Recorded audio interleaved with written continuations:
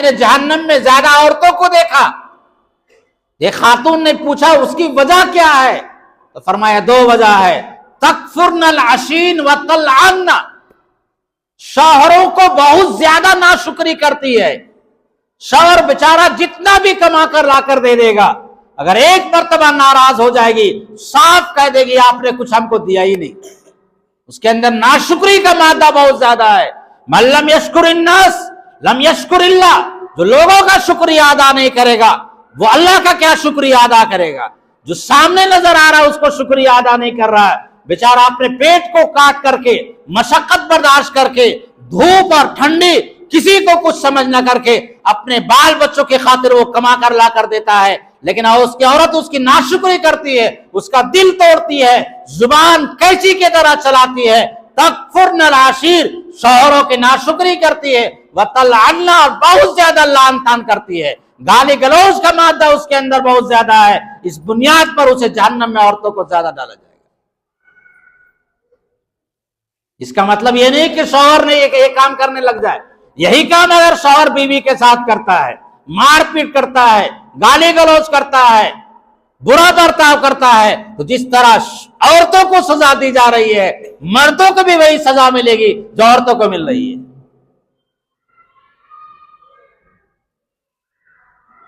اور ہمارے معاشرے میں عورتوں سے زیادہ مرد بھی اس میں ملوث ہے. مرد تو اپنی بیویوں کو گالی ہی سے بات کرتے ہیں. ظلم کرنا عام ہو چکا ہے. دونوں برابر اس زمانے میں ہو چکے ہیں. دونوں کے اگر یہی حال رہا تو وہی سزا جو عورتوں کو مل رہی ہے مردوں کو بھی وہی سزا ملے گی.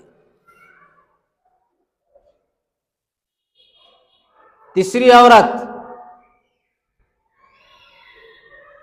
جس کے دونوں پیر کو سینوں سے باندھ دیا گیا اور دونوں ہاتھ کو سروں سے باندھ دیا گیا اور لٹکا دیا گیا ہے. نبی علیہ الصلوۃ والسلام نے فرمایا وہ خاتون ہے جو شادی شدہ ہے،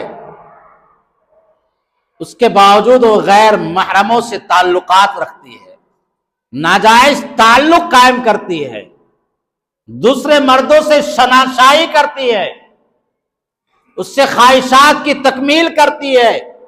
حیادار عورت تو ایسا کام نہیں کر سکتی. جب نبی علیہ الصلوۃ والسلام نے فرمایا تھا فتح مکہ کے موقع پر جب بیعت عورتوں سے لے رہے تھے حضور، تو عورتوں سے فرمایا تھا لا تزنی، زنا نہیں کرے گی.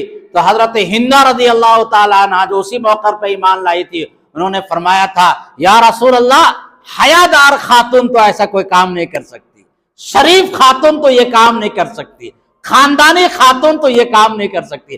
عرب جہاں برائی کا منبع تھا اس زمانے میں، لیکن اس زمانے کی خواتین بھی جو حیادار تھی، اچھے خاندان کی تھی، وہ بھی یہ جانتی تھی کہ زنا یہ انتہائی معیوب چیز ہے. غیر محرم سے تعلقات، شناسائی، ناجائز قائم کرنا یہ انتہائی گھٹیا کام ہے.